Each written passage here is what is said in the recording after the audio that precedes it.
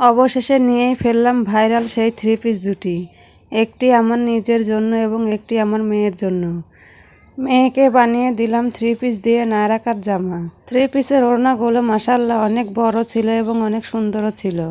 আমরা এই থ্রি পিসগুলো অনলাইন থেকে অর্ডার করে এনেছিলাম।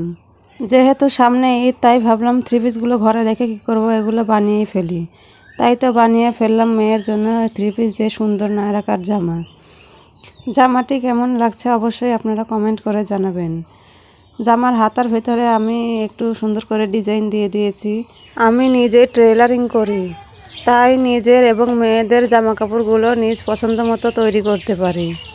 আমি অর্ডারি কাজও করি। ভিডিওর এ পর্যন্ত যারা এসেছেন এবং আমার ভিডিওটি যারা দেখেছেন তাদেরকে অসংখ্য অসংখ্য ধন্যবাদ। আমার কোনো কিছুতে যদি আপনাদের খারাপ লেগে থাকে অবশ্যই আমাকে ক্ষমা সুন্দর দৃষ্টিতে দেখবেন। আর এই থ্রি পিসটা আমার নিজের জন্য, কেমন হয়েছে অবশ্যই কমেন্ট করে জানাবেন। এই থ্রি পিসগুলো অনেক ভাইরাল, অনেক টিকটকার আপুরা এই থ্রি পিসগুলো পরে থাকেন। সবাইকে আমার অগ্রিম ঈদ মোবারক জানিয়ে আমার ভিডিওটি আজ এ পর্যন্তই শেষ করছি। আল্লাহ হাফিজ।